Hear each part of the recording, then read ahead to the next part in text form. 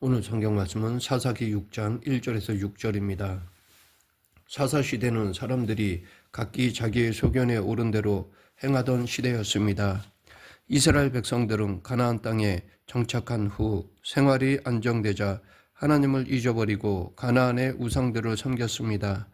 하나님은 그런 이스라엘에게 징계를 내리셨고 그때마다 이스라엘은 하나님께 울며 간구하였습니다. 그러면 하나님은 사사를 보내 그들을 구원해 주시기를 여러 차례 반복하셨습니다. 오늘 본문에 나오는 기드온도 그 사사 중에 한 명이었습니다. 당시 이스라엘 백성들은 요단 동쪽에 거주하는 미디안 때문에 7년 동안 고통을 받고 있었습니다. 농작물을 심어 놓으면 미디안이 쳐들어와 토지 소산을 없애고 가축까지 멸하기 일쑤여서 이스라엘은 궁핍에 시달릴 수밖에 없었습니다.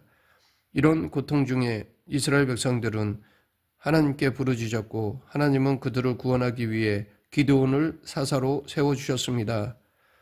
자신은 약한 자인데 어떻게 이스라엘을 구하겠냐고 반문하며 회피하려던 기드온에게 하나님은 내가 반드시 너와 함께하리니 내가 미디안 사람 치기를 한 사람을 치듯 하리라 라고 약속하셨습니다.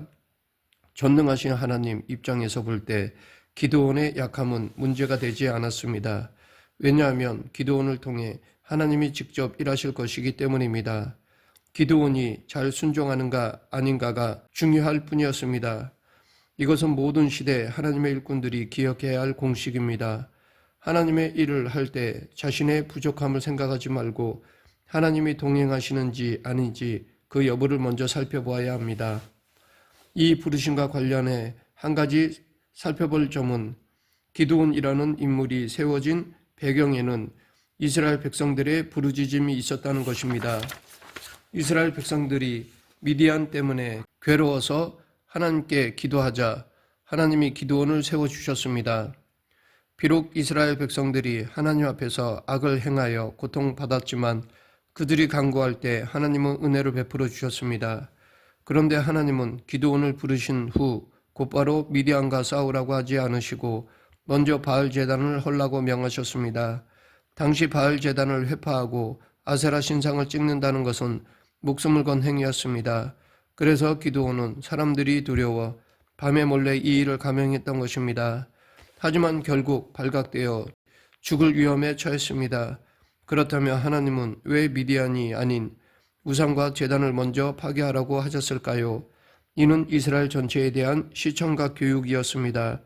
이스라엘은 어떻게 하면 자신들을 괴롭히는 미디안에게서 해방될까 하는 생각뿐이었지만 하나님은 그보다 먼저 이스라엘의 죄를 제거하기 원하셨습니다. 이스라엘이 왜 이렇게 고통받고 있는가? 그것은 하나님을 불신했던 죄 때문입니다.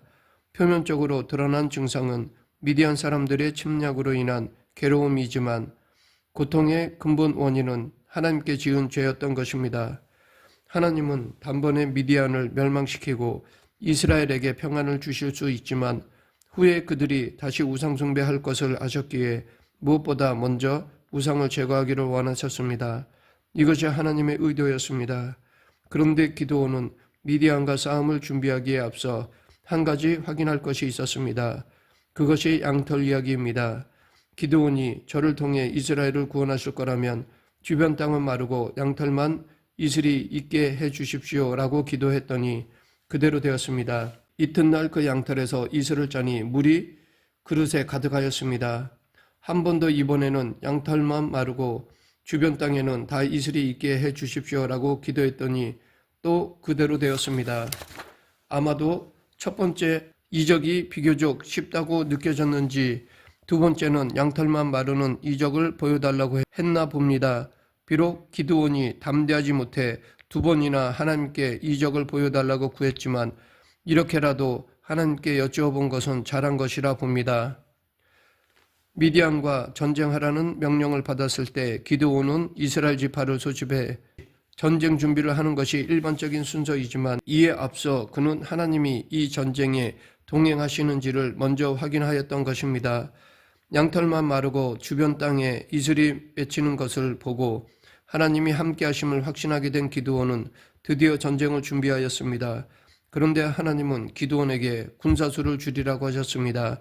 그래서 두려워하는 자들에게 돌아가라고 했더니 3만 2천 명 중에 2만 2천 명이 돌아가고 1만 명이 남았습니다. 적군의 수는 13만 5천 명이었습니다. 그렇다면 지금 13만 5천 명 대 3만 2천, 즉 4대 1의 싸움이었는데 이제 2만 2천 명이 돌아갔으니 13.5대 1의 싸움이 되었습니다. 그렇다면 이 싸움은 해보나 마나 한 싸움입니다. 그런데도 하나님은 군사가 아직도 많다고 하시며 더 줄이라고 하셨습니다. 그 줄이는 방법으로 물가로 가서 물을 손으로 움켜 입에 대고 핥은 300명을 제외한 나머지, 즉 무릎 꿇고 물을 마신 9,700명을 돌려보내라고 하셨습니다. 그렇게 되면 450대 1의 싸움이 되는 것이었습니다. 처음에 모였던 3만 2천 명도 턱없이 부족하여 군사를 다른 곳에서 구해와도 모자란 판에 300명만 남기라고 하셨기에 기드온은 이 명령을 받아들이기가 매우 힘들었을 것 같습니다. 그런데도 기드온은 하나님의 말씀에 순종하였습니다. 여기에 대해 전혀 불평이 없었습니다. 비록 담대하지 못해서 하나님의 동행 여부를 2번씩이나 물어봤을지언정 그는 하나님이 명령하시면 곧바로 순종하는 일꾼이었습니다. 그렇다면 하나님은 왜 이렇게 하셨을까요? 당시 이스라엘은 하나님께 죄를 범해 고통받고 있는 중이었습니다. 그런데 만약 3만 2천 명이 전쟁에 참여해 이기면 자신들의 힘으로 이겼다고 착각하기 때문입니다. 그렇기 때문에 자신들조차도 이 전쟁이 하나님의 능력으로 이긴 것이라고 부정하지 못하도록 하기 위해서입니다. 누가 보더라도 하나님의 능력으로 이긴 것이 분명하도록 하나님이 소수만 남겨놓으신 것입니다. 하나님은 우리가 당신을 의지하며 살아가기를 원하십니다. 그래서 때로 450대 1이라는 말도 안 되는 상황, 어려운 상황으로 우리를 밀어넣기도 하십니다.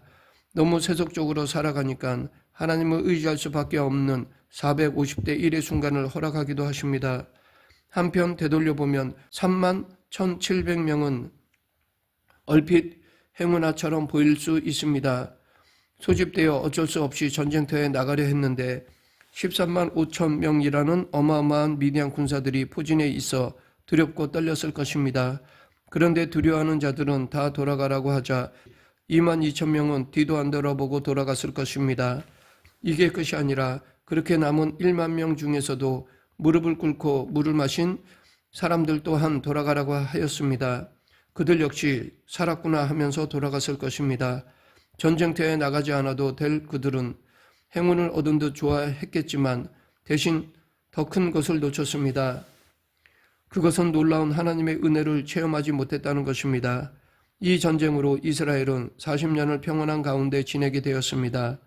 전쟁에 참여한 300명은 그 평안한 가운데 과거 하나님이 베풀어 주신 은혜를 기억하며 살았을 것입니다.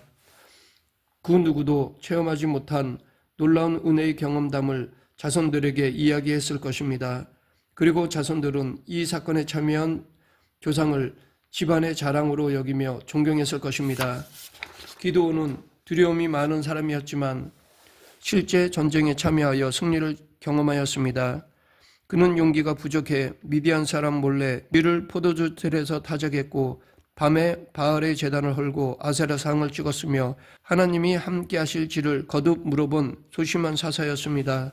다른 사사들에게는 볼 수 없던 연약한 모습을 보였지만 그는 하나님이 명하시면 어떻게든지 순종하였습니다. 불가능해 보이는 싸움이지만 하나님이 명령하신 대로 소수의 군인들만 이끌고 전쟁터로 나갔습니다. 하나님은 그의 연약함을 아시고 전쟁을 시작하기 전에 미디안 진영에 내려가 군사 2명의 이야기를 듣게 하셨습니다. 미디안 군사 13만 5천 명 중에 2명이 대화를 나누었습니다. 한 사람은 꿈에 장막을 무너뜨리는 보리떡이 나타났다고 말했고 또 다른 사람은 그 꿈이 요아스의 아들 기드온이 자신들을 부수는 꿈이라고 해석했습니다. 짧은 시간 나눈 잠깐의 대화인데 어떻게 이 순간에 기드온이 들었을까요?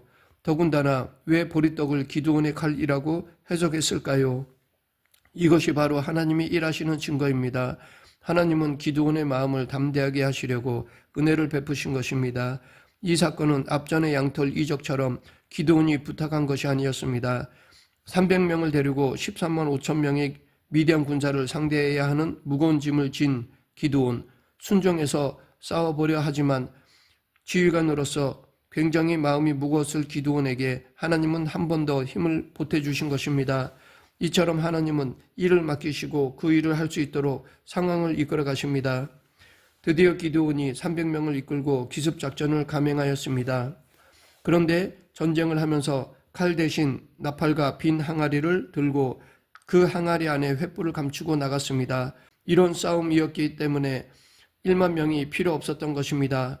만약 1만 명이 항아리를 들고 갔다면 이 작전은 성공하지 못했을 것입니다.